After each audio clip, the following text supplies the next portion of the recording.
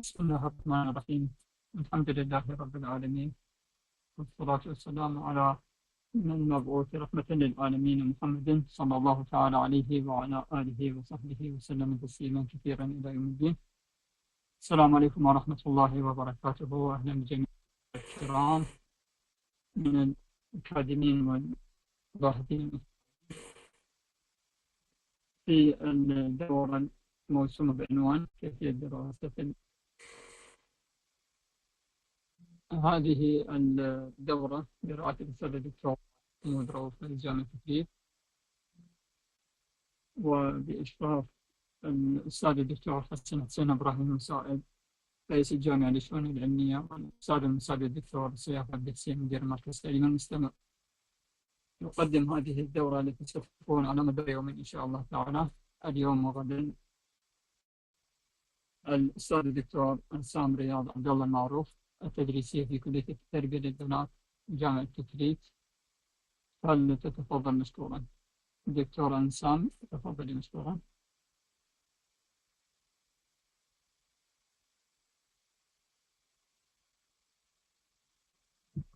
السلام عليكم ورحمة الله وبركاته.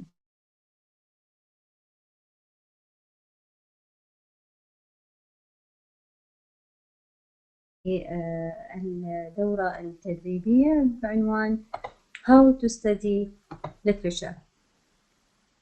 How to study literature is a very important matter, in fact, because literature is very important in everyday life. First of all, we have to know what is literature.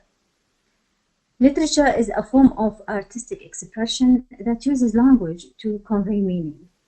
So it evokes emotions, explores human experience, and encompasses a wide range of written works, including novels, short stories, plays, poetry, essays, and many other genres in writing.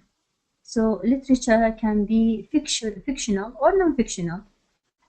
It means that it is real or fictional. So, and it often reflects the cultural, social, and historical context in which these texts are created and written. So they have certain aspects which can be regarded as key aspects in fact regarding literature. There is the artistic expression, because literature is a form of art that uses words as its medium. Of course, we use words to write any text. So it can be characterized by its aesthetic qualities, whether they are beautiful or not, such as the use of language, structure, or style.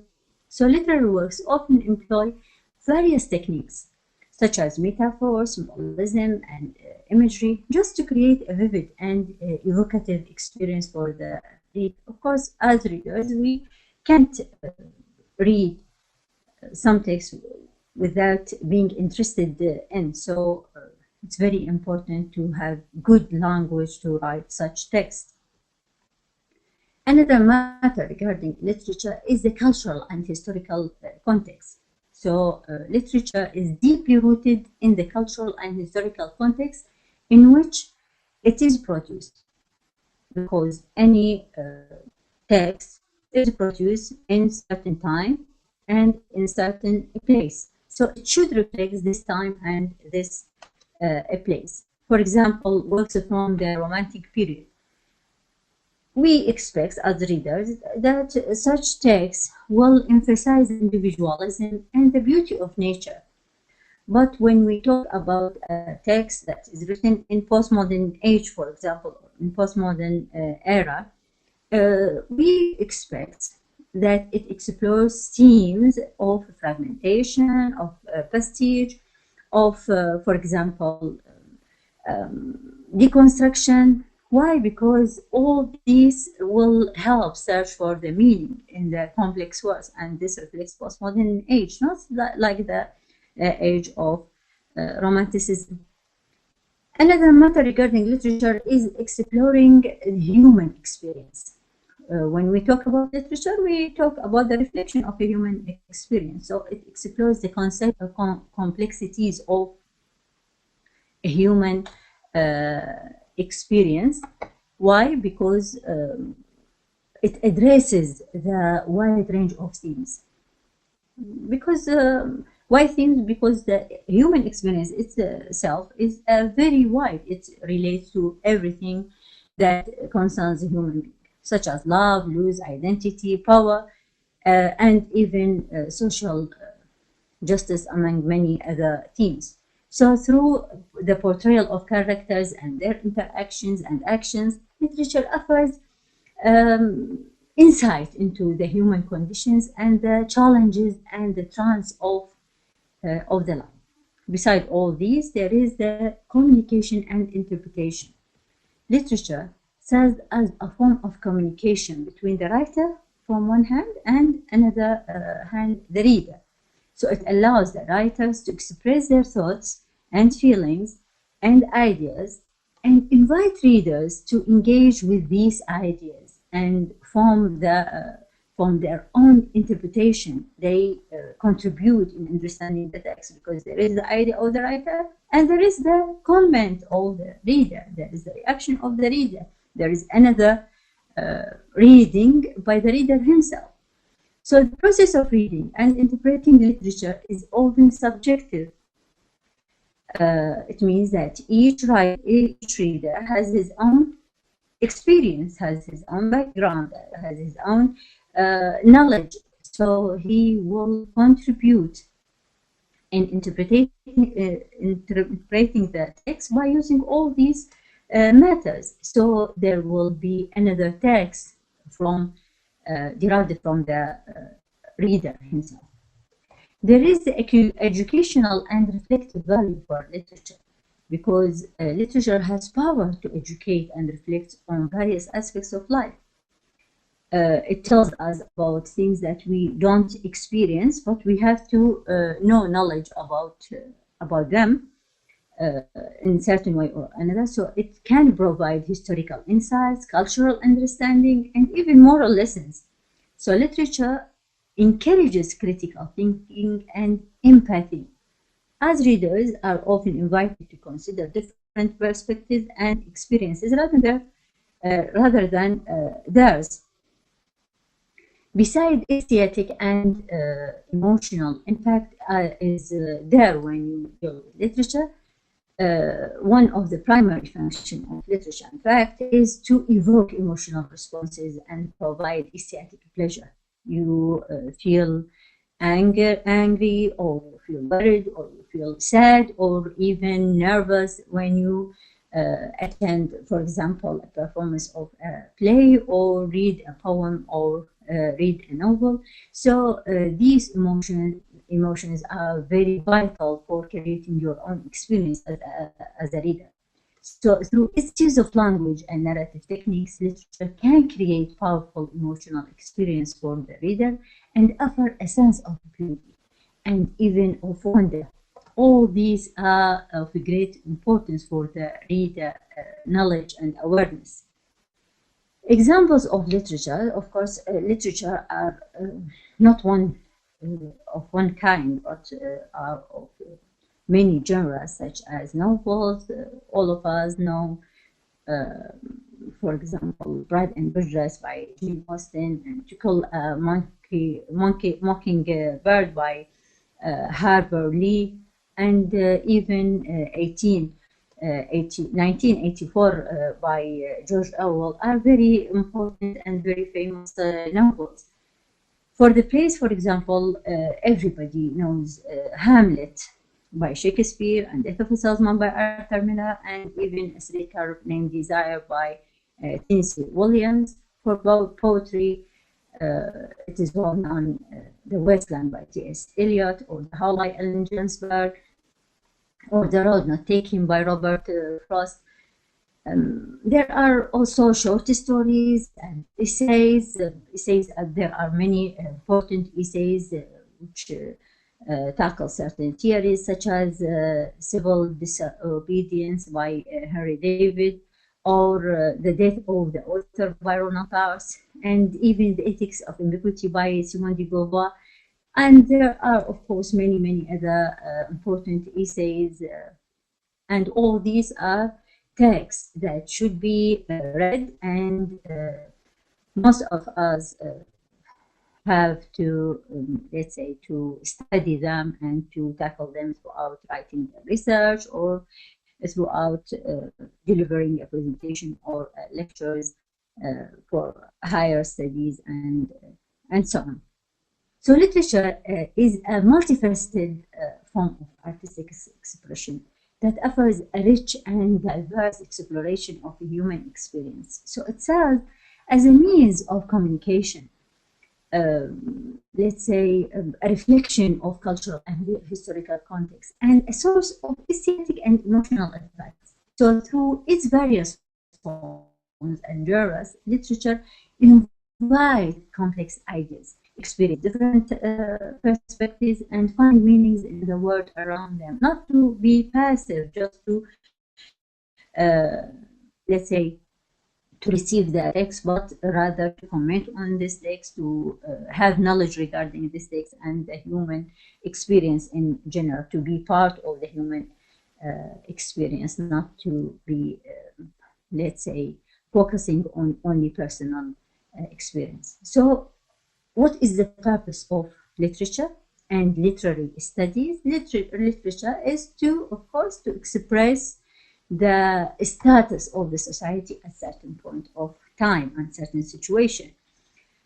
But the literary studies often referred to as literary criticism. Literary criticism or literary analysis is an academic discipline, in fact, that involves the close reading, analysis, and interpretation of literary texts, but it seeks to understand and appreciate the complexities of literature.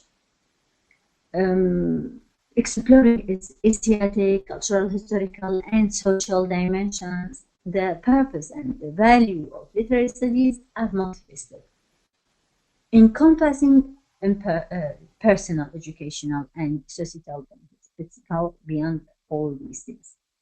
So there is the personal development.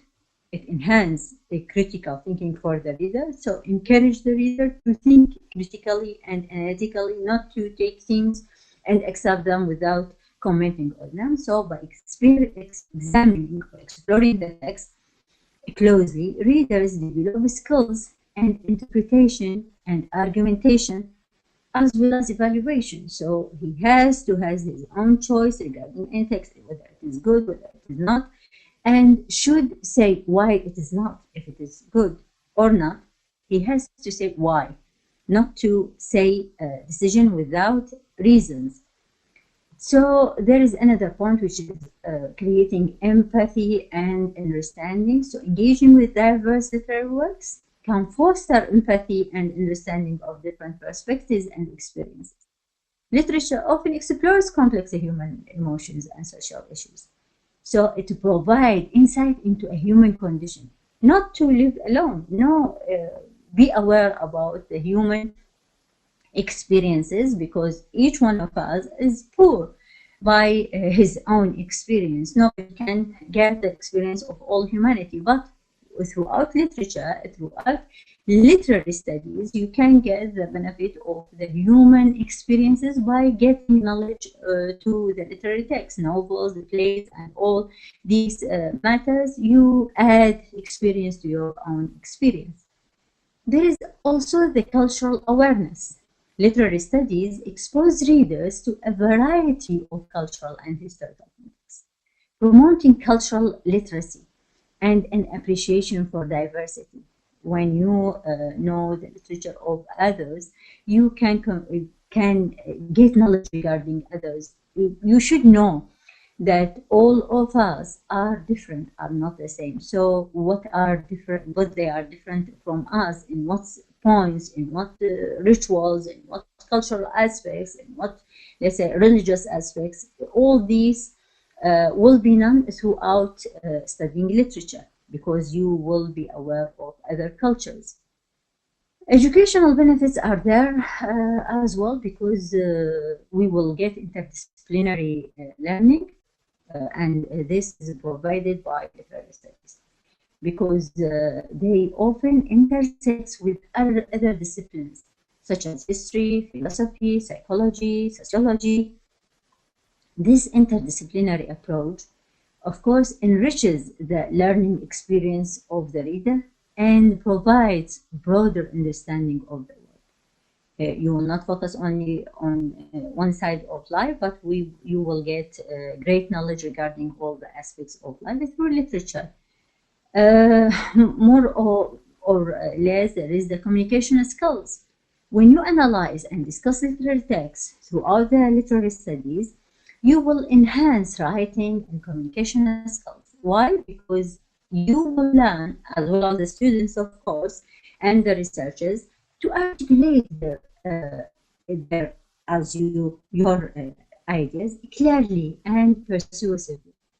You will be able to persuade others with your ideas. Why? Because you will get knowledge how people communicate with others and other, let's say, the results they get throughout their communication, throughout their experiences. Another point is intellectual stimulation. When engaging with challenging texts, you will be stimulated to be intellectual and curious regarding what happens around you, and foster this process will foster you and to love learning, to love knowledge. Why? Because you always get information about all things, all the humans, all the experiences. You will feel that you are powerful because you get knowledge. Of course, there is societal and cultural impacts of literature, and this is very important because preservation of cultural heritage is very important for anybody. And literary studies has to preserve and celebrate cultural heritage by analyzing what? By analyzing and interpreting the literary text from different time and places. You will get knowledge regarding history, regarding people, regarding the change of the people through history, and what is or what are the causes behind these changes, whether it is colonization or other aspects in the life of these populations and countries. So you will get wide knowledge regarding history and geography, regarding sociology, regarding psychology, regarding colonization and post-colonization, and many other things regarding issues tackled in all these texts. Moreover, there is the social critique. Literature often reflects the critique of societal norms and issues. So literary studies in its turn can provide insights into social injustice, inequality, and cultural dynamics, fostering informed and engaged citizens. So you will be active, not passive citizen. Another matter is the promotion of cultural dialogue. By exploring diverse literary traditions, literary studies promote cross-cultural understanding and dialogue, contributing to a more inclusive and tolerant society. Another aspect regarding the purpose of literary studies is the aesthetic appreciation, because literary studies enhance the appreciation of literature as an art form.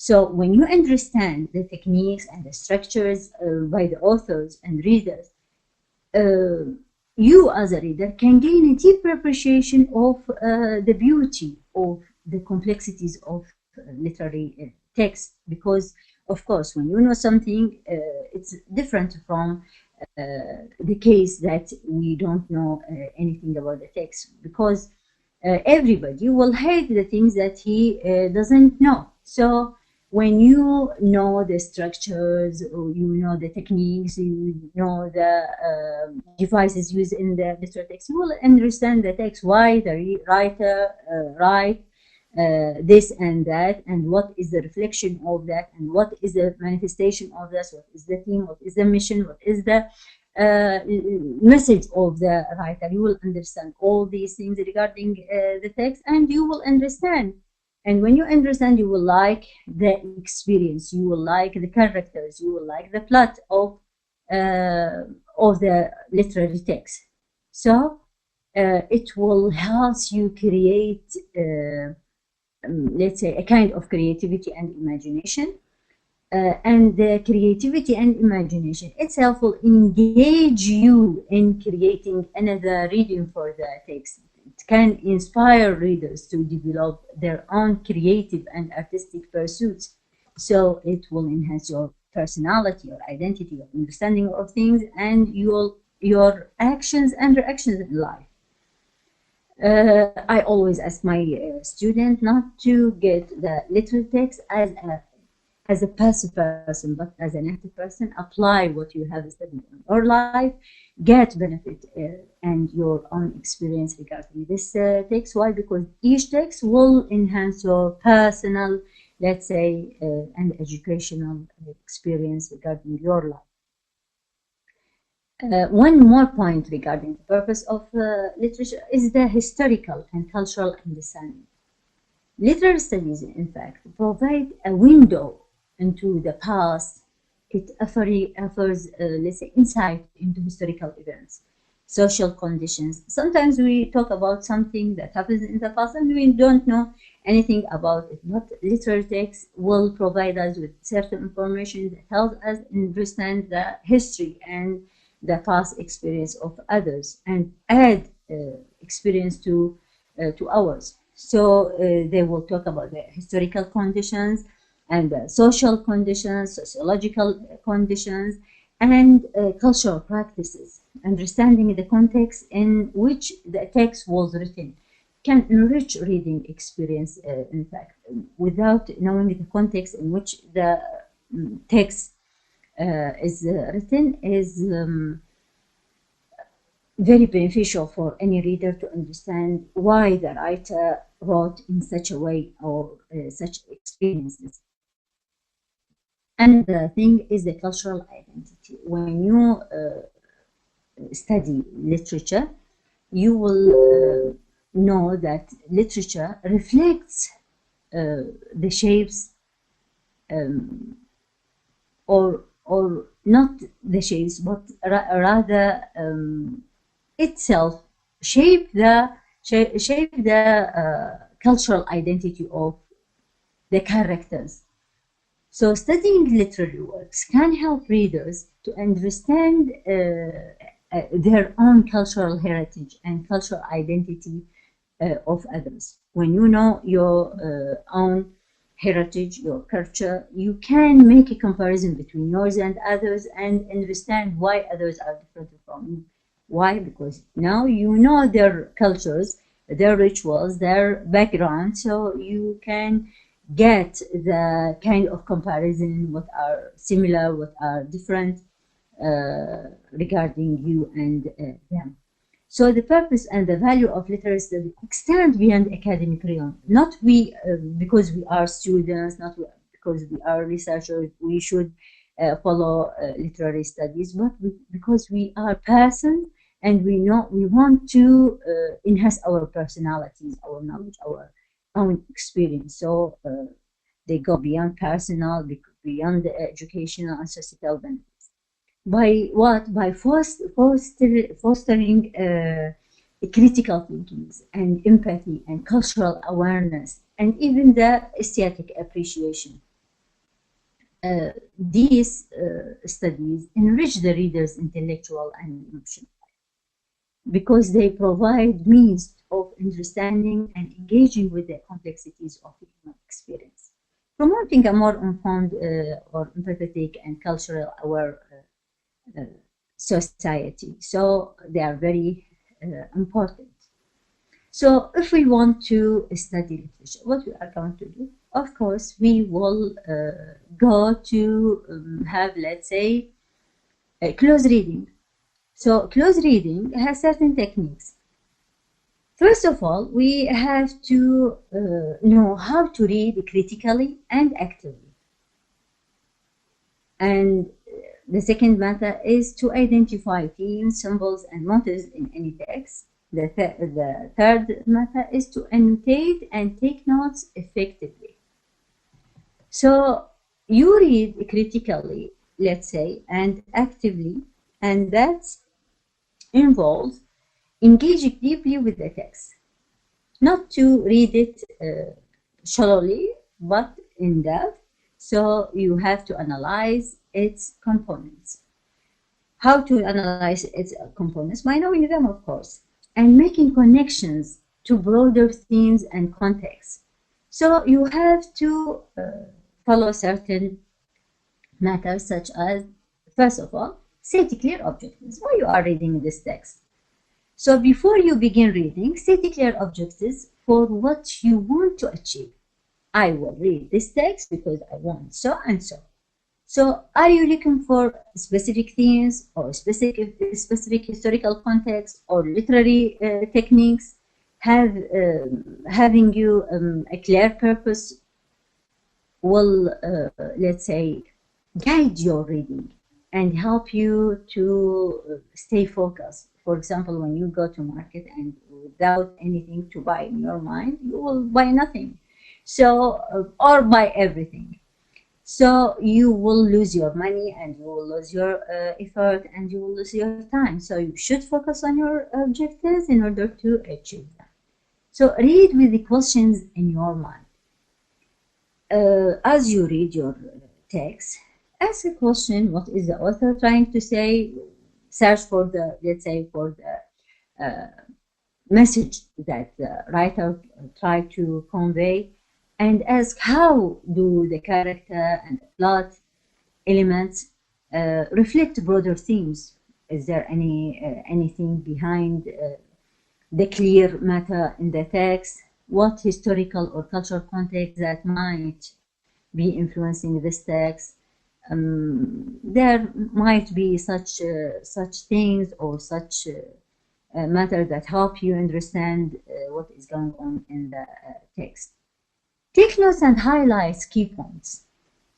Take notes as you read to capture important points or themes or questions, and highlight key passages. When you read and find that this passage is very important, so highlight them in order to be easy to find them when you return back to this book or this short story or this novel.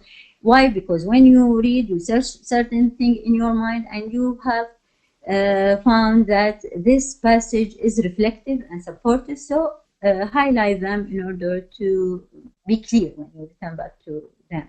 And write questions if there is a question, write a comment if there is a comment, any idea that comes to your mind, write them down. And if you don't want to write them on the book itself, so write it down in a notebook and make a connection with this and other reading or other books or other matter. All these will help you understand more and more and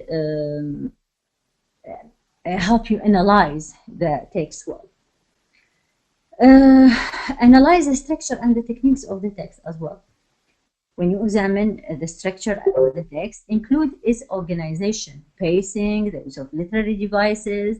How does the author use these elements to convey meaning and engage the reader? What kind of explicit or implicit questions that the writer tried to ask just to engage the reader with the text? Reflect and synthesize. When you read, reflect on your experience. What did you find most compelling or challenging about the text? How do your initial questions and observation align with your understanding of the text? Do you love the text, like it, you don't like it? Why? If you like it or dislike it, why? Is it related to the language? Is it related to devices that are used, or to the theme, or to the plot, or to the characters, or what kind of things that are there in, let's say, in the text? So you should identify certain things such as themes, symbols, and motifs. They are very important. For themes, there are underlying messages or ideas that the text tries to explore. They are often universal, not related to you and me, but they are regarding everybody. Everybody that is going to read the text will get the same message and can be found across different genres or cultures. Just to identify themes, look for recurring ideas or concepts that text explores. When you go deep in, let's say, in what concerns themes, you should go deeper and deeper. For example, in the novel that To Kill a Mockingbird by Harper Lee, the theme of racial injustice is evident. Through what? Through the trial of Tom Robinson.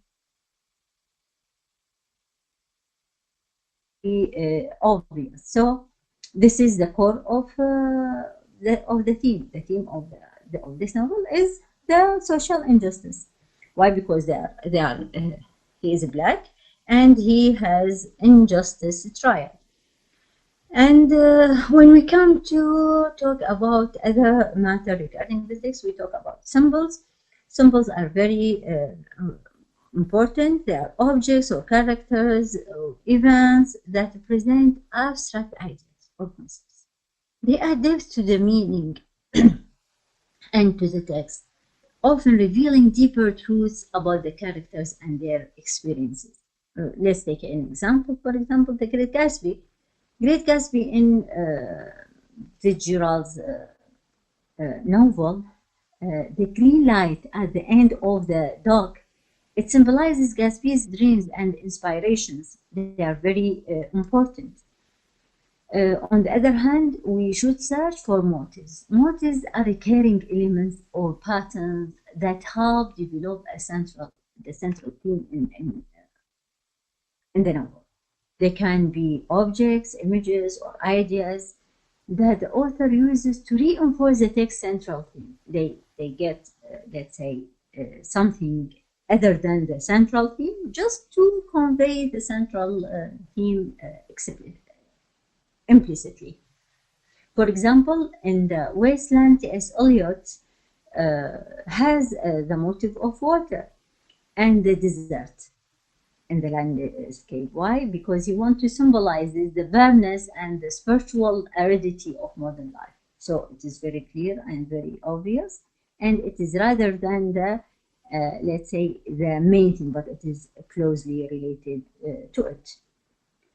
Annotating and taking notes are very important in the process of literary studies. Why? Because annotating involves making up a text with comment, questions, and observations. Why I come to this point again? Because it helps you engage with the text actively and retain key points. These key points will help you understand the text and never forget it, and helps you connect to other things. So you have to highlight the key passages and to write down your own thoughts or questions or comments, and to summarize main points. You have to summarize main points, brief summary regarding each section that or chapter that you have to write. When you come to a play, you have to make a summary for each scene or each act. This will help you remember the points that you are going to discuss or to connect or to ask about or to comment on later on. So taking notes helps you organize your thoughts and make connections between different parts of the text. For example, from the beginning and the end, or from between the characters, between the themes or motifs, symbols, and other devices used. So use note-taking system as a part of your reading or as a part of your study when you come to deal with any literary text. Beside all that, take certain quotations which are supportive, which are related to what you are searching for, and take the page number. This is very important. Why? Because you will miss them later on after, let's say, long reading the process. You will miss all this information, and you come to search for them again, you will be tired, and something will be missed, in fact. So reading critically, effectively, is not an easy process, but it involves engaging deeply with the text. You have to ask questions, you have to make connections with other texts or other readers,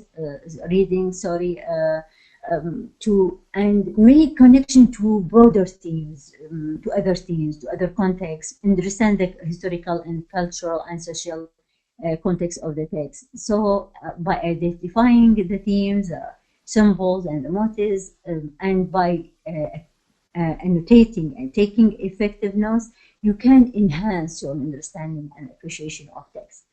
These strategies, in fact, will help you analyze and interpret literature more effectively, and fostering a deeper engagement with material and its broader implications. Later on, you will be able to tackle any text freely, and be sure that you will be able to tackle any text freely without any worry or fear.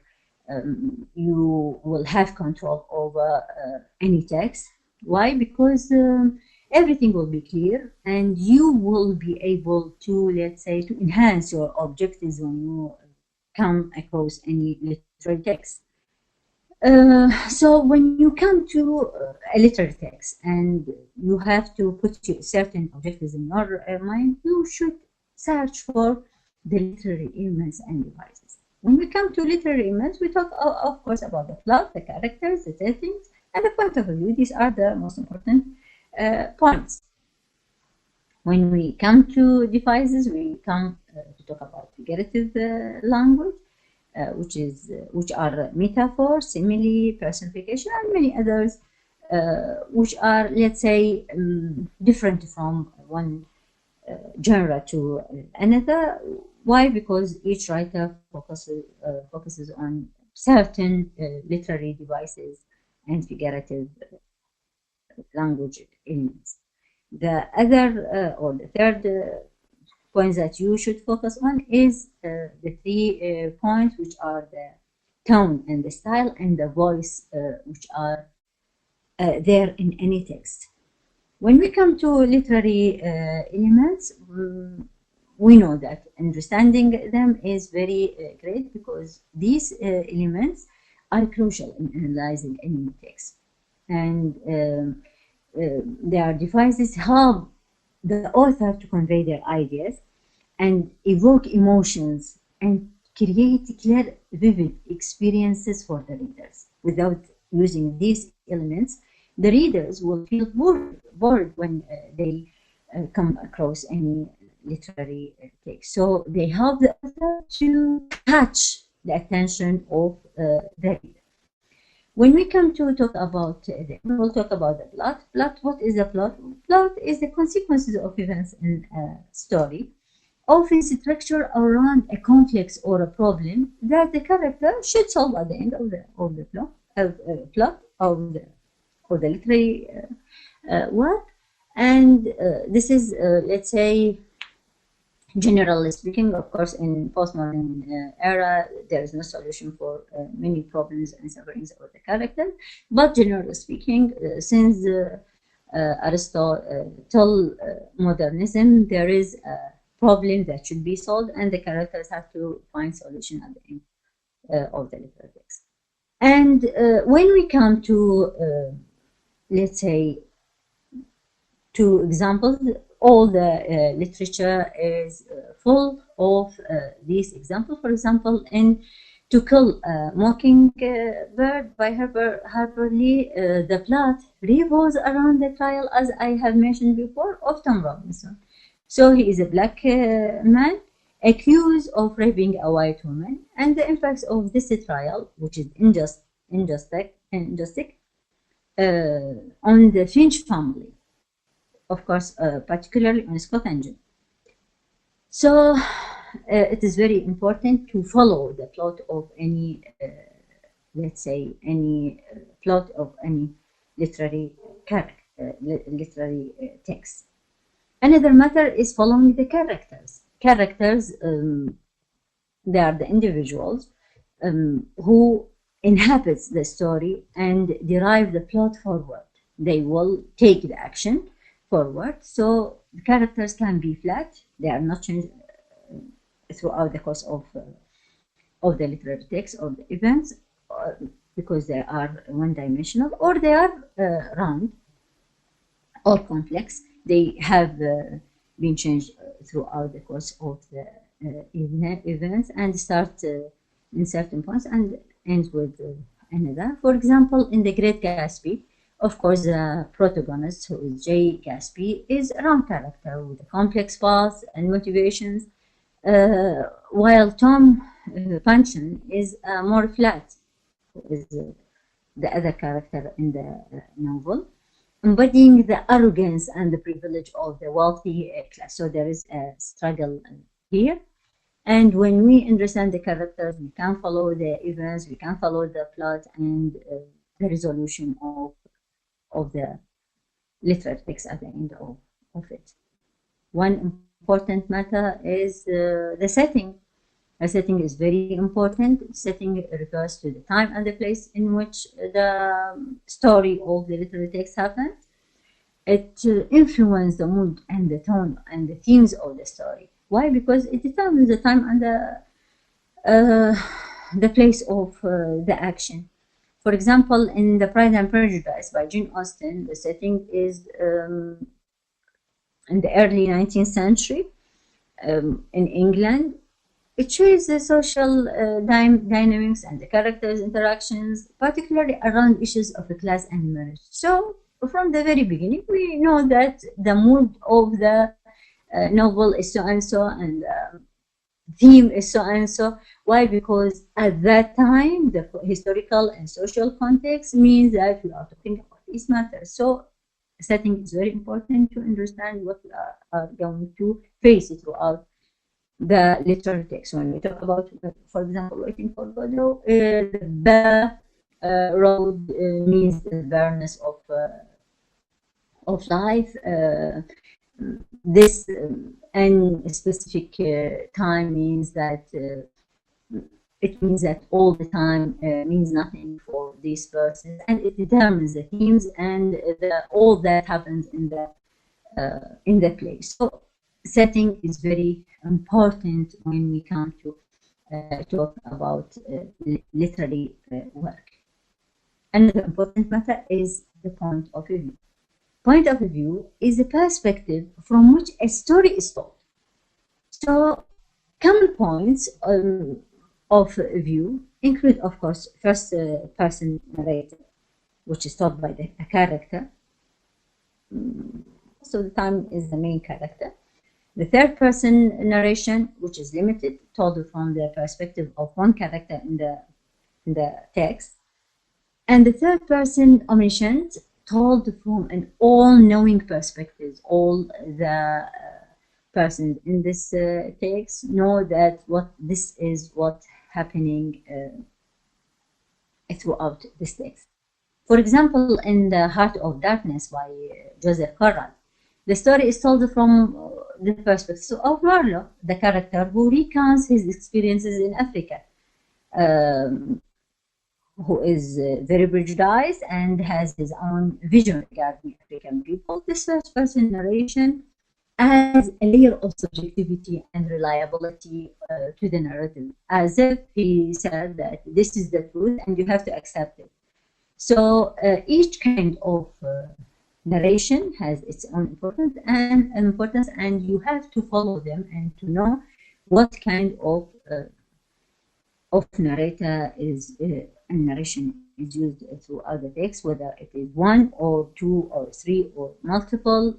Why? Because all these things mean something for understanding the text. Because when we talk about one narrator, it means that this text is a traditional one. When we talk about personal narration, it means that we are talking about modernism. When we talk about multi-layers of narration and multi-narrator, it means that we are talking about postmodernism. And all these things are related to many things related to the literary text. We are talking about, we are going to talk about literary theories and their relation with the literary text and understanding them by literary studies tomorrow, inshallah.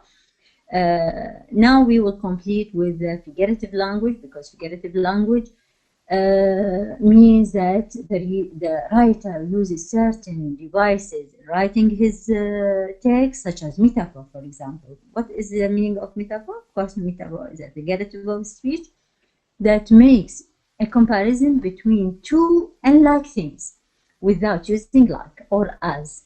يعني يشبه التشبيه, but it is not a تشبيه. Why? Because it is استعارة. For example, all there was a stage and all the men and women merely players. Shakespeare says so, and in his plays As You Like It. And this metaphors means as if there is a comparison between life and theatrical performance, suggesting that all the people playing their roles and they have no choices.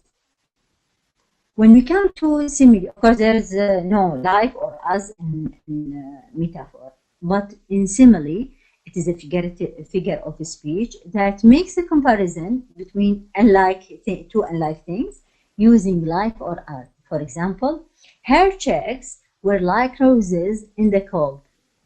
This is in Wuthering Heights of Emily Bronte.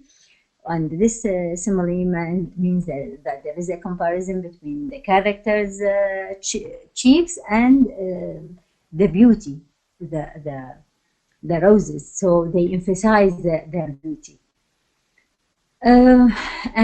But here there is the use of like or as, and this is a simile. When we come to personification, personification is a figurative, a figure of speech, figurative device that attributes human qualities to non-human entities. تشخيص. So I like it, of course. I like using personification because it gives such a status for something. القلم يهمس. And there is another example. The wind whispered through the trees. It means that the wind, as if they can speak to and express themselves, so they are just like human beings. This is a very beautiful use of language, in fact. When we come to talk about the tone and the style and the voice, they are related to what? To the text and the writer, the author.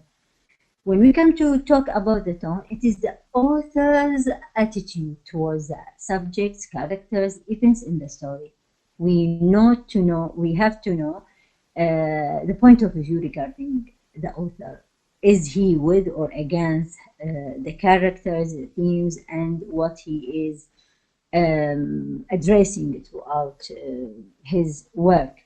So tone can be serious, can be humorous, can be ironic, can be of emotional quality, or can be sad, or can be angry. So we have to know what kind of tone there is in the text in order to know the mood of the author.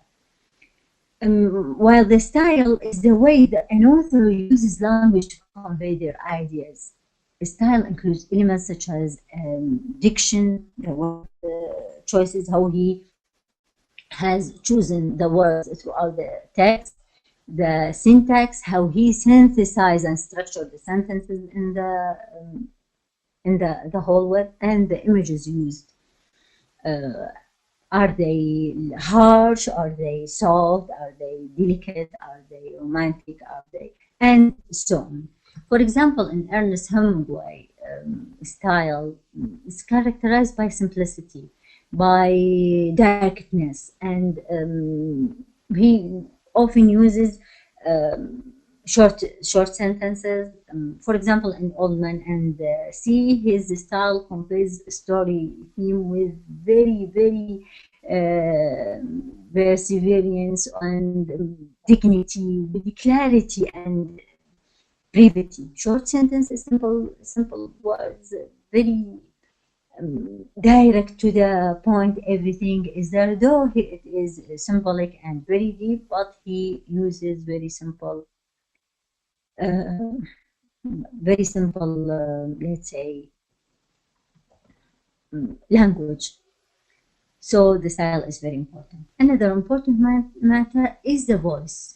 The voice of the author. The voice is the unique way an author expresses their ideas, often reflecting their personality, their beliefs, their ideologies, and their own experiences.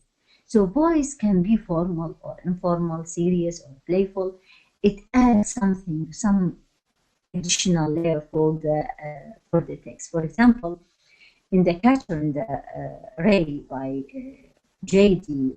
Salinger, the voice of the narrator, who is called Holden Caulfield, is informal and colloquial. So it reflects his teenager perspectives and rebelling nature. It's not a formal person. He's not an adult that he has his own responsibilities and his clear ideas. No, he is a rebellious person and very nervous and, let's say, messianic in his life. So understanding, analyzing these elements, which are very important, and enhancing your own ability to appreciate and interpret the literary text and literature in general.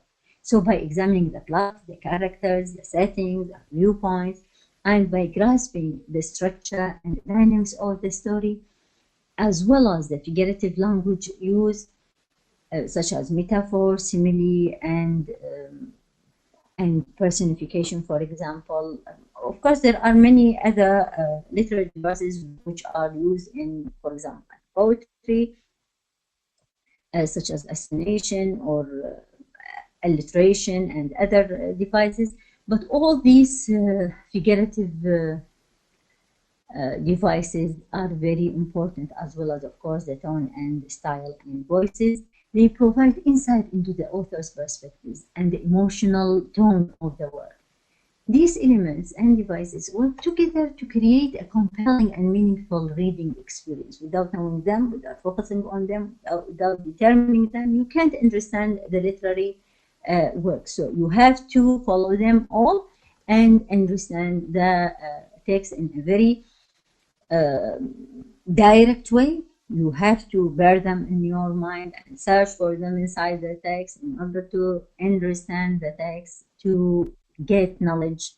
And these are the first steps in tackling literary text to get literary study in a very successful way and in a very simple and direct way. And inshallah, we will complete our lecture and course tomorrow, inshallah, at 9:30, and I will wait for your comments, your questions, and for every word from you, their attendances. And if there is any question, I'm ready to answer. We come today to the end of our lectures. جزيلا شكرا لكم دكتور انسام لتقديم هذه المحاضرة. جزاك الله خير. أهلا وسهلا أستاذ محمد. إذا أكو أي سؤال I'm ready to answer. مستعدة للإجابة. يا ريت تكتبوا لي بالشات أي أحد عنده سؤال. إن شاء الله دكتورة. أعزائي الحضور الكرام، بالإمكان تسجيل حضوركم عبر إمارة الحضور وكتابة أسئلتكم واستفساراتكم عبر الدردشة الأطفال. موعدنا غدا إن شاء الله الساعة 9:30 مساء مع الجزء إن شاء الثاني. الله. دكتور انسام منتظر المشاركين في الدقائق. نعم، أي سؤال أنا حاضرة الإجابة، ننتظرهم. ننهي المحاضرة إن شاء الله. إن شاء الله.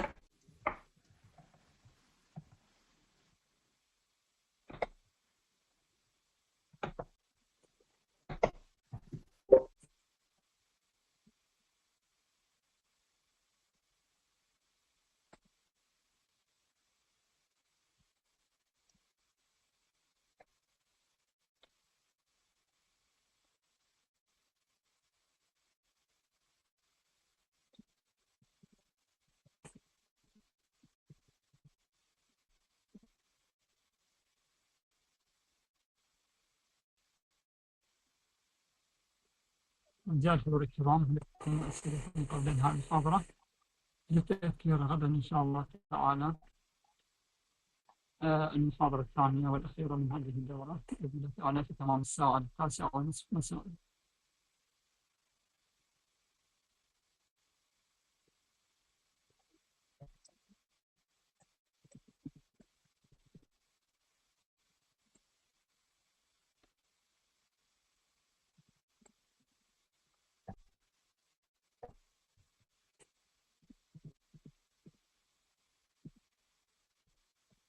لو ما في سؤال ننهي المحاضرة، وشكرا لك ولجهودك أستاذ محمد، ممنونة جدا.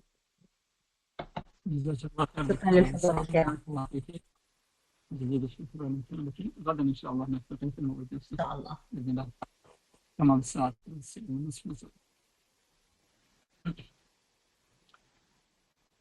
كما أشكر جميع الحضور الكرام لحضورهم نشاطات مركز التعليم المستمر. نلتقينا غدا بإذن الله تعالى، واستودعكم الله. السلام عليكم ورحمة الله وبركاته.